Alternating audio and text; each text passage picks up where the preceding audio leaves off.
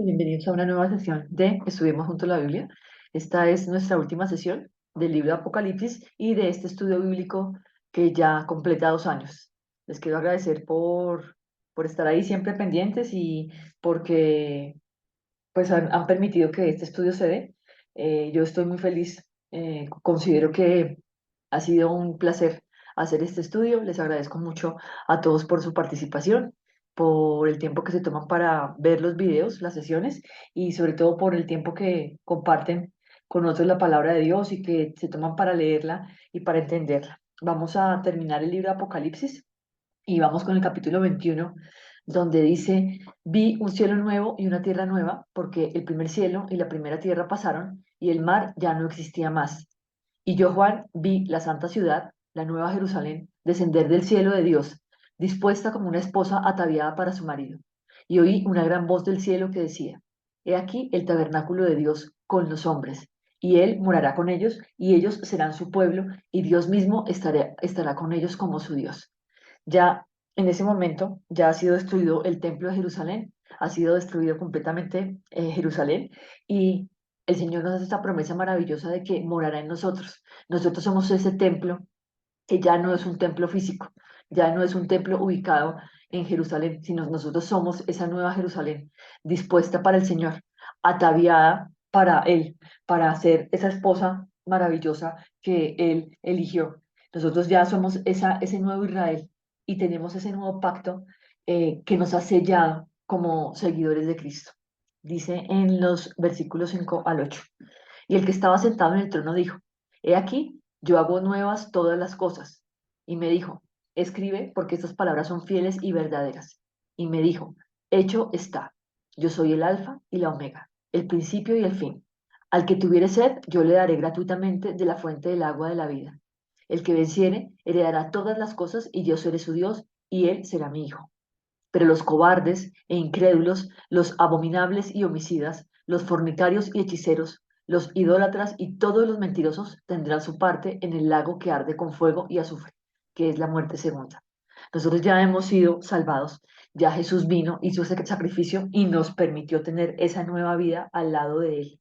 Pero aquí hay una cosa que dice que tenemos que tener en cuenta, y es que esos que, esos cobardes e incrédulos, esos que tienen miedo, que deciden no creer, los abominables y homicidas, los que siguen haciendo las cosas de manera incorrecta, los fornicarios y hechiceros, los que siguen adorando imágenes, los que siguen fornicando con nuevas ideologías, con ideologías equivocadas, los idólatras y sobre todo todos los mentirosos, esas personas que han decidido que la mentira es la que los guía, que todos los días mienten, que siguen haciendo y diciendo cosas que no son verdad, ellos van a tener su parte en ese lago que arde con fuego y azufre, que es la segunda muerte.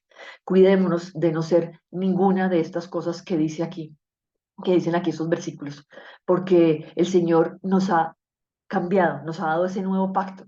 Y para mantenernos en él, no solo tenemos que estar hablando cosas que ni siquiera salen de nuestro corazón, deseándole a todo el mundo bendiciones cuando en realidad no somos un testimonio de eso, sino que nos la pasamos mintiendo y haciendo las cosas que no son. Entonces aquí tenemos que cuidarnos de eso y tenemos que lograr sobrepasar esas cosas del mundo, estar por encima del mundo. No mintamos, que la palabra de mentira no se halla en nuestra boca. Si pensamos que no tenemos más opción que mentir, pues quedémonos callados, porque la mentira es abominación. Y aquí está claro que todos aquellos que son cobardes, incrédulos, abominables y homicidas, fornicarios y hechiceros, idólatras y todos los mentirosos van a tener su parte en ese lago que arde con fuego y azufre, que es la muerte segunda. Entonces cuidémonos de todo eso para que estemos viviendo en la Nueva Jerusalén. Dice en los versículos de 9 al 12. Vino entonces a mí uno de los 7 ángeles que tenían las 7 copas llenas de las 7 plagas postreras y habló conmigo diciendo, ven acá, yo te mostraré la desposada, la esposa del Cordero. Y me llevó en el espíritu a un monte grande y alto, y me mostró la gran ciudad santa de Jerusalén, que descendía del cielo de Dios, teniendo la gloria de Dios. Y su fulgor era semejante al de una piedra preciosísima, como piedra de jaspe, diáfana como el cristal Tenía un muro grande y alto con 12 puertas y en las puertas 12 ángeles y nombres inscritos que son los de las 12 tribus de los hijos de Israel. Nosotros somos los hijos de Israel, nosotros somos ese nuevo Israel que fue injertado. Nosotros hacemos que esa ciudad santa tenga moradores porque somos nosotros. Y esa ciudad santa y esa iglesia hace que nosotros seamos esa esposa del Cordero, que en ese momento ya está en el cielo. Entonces, vamos a hacer un poquito de remembranza del Antiguo Testamento y vemos que Isaías en el capítulo 65, versículo 17, nos habla de esos nuevos cielos y esa nueva tierra que se abre para que sean recibidos allí todos aquellos que creen en Cristo, que han dado su testimonio aquí en esta tierra. El nuevo jardín del Edén nos lo menciona en Génesis 2 y en Ezequiel 47. Y la Nueva Jerusalén nos la menciona, se menciona en Isaías 2 y en Sofonías 3. Sería muy chévere que puedan anotar los versículos, los capítulos y versículos para que puedan ir a buscarlo y que encuentren lo que dice en esos versículos. Dice en el capítulo 21, versículos 23 al 27. La ciudad no tiene necesidad ni de sol ni de luna que brillen en ella, porque la gloria de Dios la ilumina y el Cordero es la lumbrera. Y los reyes de la tierra traerán su gloria y honor a ella. Sus puertas nunca serán cerradas de día, pues allí no habrá noche, y llevarán la gloria y la honra de las naciones a ella. No entrará en ella ninguna cosa inmunda o que hace abominación y mentira, sino solamente los que están escritos en el libro del Cordero. Eso es hermoso, esa nueva Jerusalén que es directamente la Jerusalén del cielo, que es la Jerusalén espiritual, que está allá esperando, aguardando por nosotros. Y allá no entra ninguna cosa inmunda o que hace abominación y mentira. Otra vez vuelven a insistir aquí con el tema de la mentira, que es tan importante quitarla de nuestra vida. Dice en el capítulo, empezamos el capítulo 22 y dice en los versículos del 1 al 2. Después me mostró un río limpio de agua de vida, resplandeciente como cristal, que salía del trono de Dios y del Cordero. En medio de la calle de la ciudad y a uno y a otro lado del río estaba el árbol de la vida, que produce 12 frutos, dando cada mes su fruto, y las hojas del árbol eran para la sanidad de las naciones. Nosotros cuando estamos en el Señor tenemos ese río que corre por nosotros. La palabra de Dios está ahí llenándonos y ayudándonos a llevar esa vida santa que Él quiere que llevemos. Y aquí nos vuelve a hablar de ese árbol de la vida que vimos en Génesis, cómo fue escondido para que no tuvieran los hombres la tentación de ir a comer del árbol de la vida. Dice en los versículos del 6 al 7. Y me dijo, estas palabras son fieles y verdaderas. Y el Señor, el Dios de los espíritus de los profetas, ha enviado su ángel para mostrar a sus siervos las cosas que deben suceder pronto. Otra vez acá insiste con que las cosas que estaba viendo Juan iban a suceder pronto, que vimos que sucedieron en la guerra entre Roma y los judíos. He aquí, vengo pronto. Bienaventurado el que guarda las palabras de la profecía de este libro. Es hermoso, el Señor estaba haciendo, cumpliendo esa obra maravillosa que que nos habían profetizado esos profetas del Antiguo Testamento a quienes no entendieron el pueblo de Israel y que muchas veces los mataron, los apedrearon y hicieron con ellos lo que quisieron. Dice en los versículos del 12 al 14. He aquí, yo vengo pronto y mi galardón conmigo, para recompensar a cada uno según su obra. Yo soy el alfa y la omega, el principio y el fin, el primero y el último.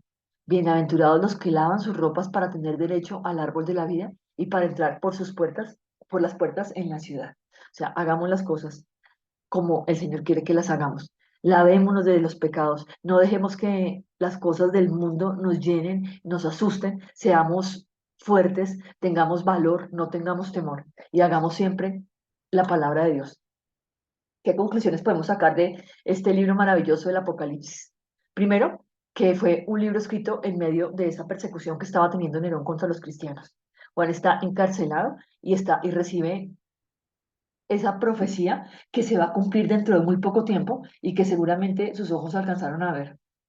Ese libro del Apocalipsis nos ubica en ese tiempo histórico específico y nos da esa esperanza de la Nueva Jerusalén, que es la que vamos a disfrutar cuando estemos con el Señor.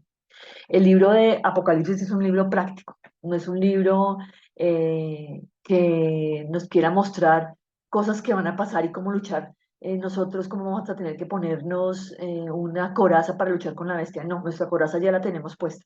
Nosotros tenemos la espada de la palabra que nos ayuda a vencer todo aquello que se presente. Y cuando hay persecución, cuando nos sentimos bajo fuego, que están atacándonos, simplemente tenemos que saber que nosotros tenemos a Dios con nosotros y que si Dios está con nosotros, nadie puede estar contra nosotros. El libro de Apocalipsis deja además de manifiesto que Dios es el que controla la historia. Eso nos lo ha permitido saber todo el estudio de la palabra. Eso es lo que nos dice la Biblia. El Señor es el que está a cargo. Y no hay nada que pueda pasar que el Señor no tenga ya previsto. Dice, además, una conclusión es que esa consumación a la que nos va a llevar el Señor, que es cuando se dé el juicio sobre todos, no hace acepción de personas o naciones. Y el Señor viene haciendo juicio desde el inicio de los tiempos, desde la creación del hombre, Él ha venido haciendo juicios y los vemos en todo el recorrido por cada uno de los libros de la Biblia. Lo importante de la vida cristiana es ser testimonio y no estar pensando cuándo va a ser el fin del mundo, yo tengo que saber la fecha, cuándo va a venir el juicio de Dios. No, nosotros tenemos que estar firmes sabiendo que el Señor es el que tiene en su cabeza cuándo va a pasar eso y nosotros estamos tranquilos haciendo lo que nos toca en este momento. No pensando que tenemos que dejar de hacer porque ya casi se viene el fin del mundo, no, nosotros seguimos haciendo las cosas correctamente. Nos dejó clarísimo este libro que hay otras dimensiones espirituales que se mueven, que nosotros no alcanzamos a ver, pero hay una dimensión espiritual que está luchando contra ese mal, que está luchando con Satanás. El Señor nos está protegiendo. Y esa dimensión espiritual que no alcanzamos a ver nos permite aquí en esta tierra seguir al Señor y hacer las cosas bien. Comprendemos que la centralidad del ministerio de Cristo y su sacrificio y el establecimiento de un nuevo y definitivo pacto. Entonces aquí nos damos cuenta por qué fue que el Señor murió en esa cruz, por qué derramó su sangre, por qué nos salvó, por qué era importante que ese sacrificio se realizara para que se cumpliera todo lo que decía la Escritura. Y ahora ya estamos bajo el nuevo pacto, que es un pacto que dura hasta el final de los tiempos. Y Jesucristo es Dios y vino a esta tierra para salvarnos. Además nos muestra quién es ese verdadero pueblo de Dios. El verdadero pueblo de Dios no es una nación, la nación de los judíos que queda en este momento en Israel, no. La nación es de verdad los que creen en Cristo, los que decidieron entender y creer que el Señor vino aquí a hacer ese misterio que pudo resultar tal vez para algunos difícil de entender, pero que para nosotros nos abrió esa nueva vida y ese camino hacia el Padre. Ahora nos habla de cómo podemos comprender todos esos aspectos que tienen las posturas escatológicas que lo único que traen es maldición, que han decidido eh, cambiar la palabra y que han decidido entenderla de la manera incorrecta, mostrando cosas que no son. El Señor no ha dicho que nosotros nos pongamos a especular sobre lo que dice la palabra, simplemente que la llevemos en nuestro corazón y la hagamos realidad. La visión realista del Apocalipsis deja ver el papel real de Cristo en la historia, la realidad de ese pueblo de Dios y la necesidad de dar y de ser testimonio siempre. Hay personas que han decidido cambiar la palabra, que han decidido hacer nuevas Biblias donde muestran cosas absurdas y ridículas y la gente lo cree. La gente lo cree porque un muy buen orador viene aquí a decir cosas y a cambiar y a decir que él tuvo una revelación. Ninguna de esas revelaciones que esas personas han dicho se han cumplido. Entonces mantengámonos firmes en lo que dice la palabra. Además, este libro nos enseña a tener confianza absoluta en que Cristo ya triunfó. Nosotros somos más que vencedores en Cristo. Cristo ya triunfó. En el momento en que Cristo murió en esa cruz, triunfó y el mal se acabó.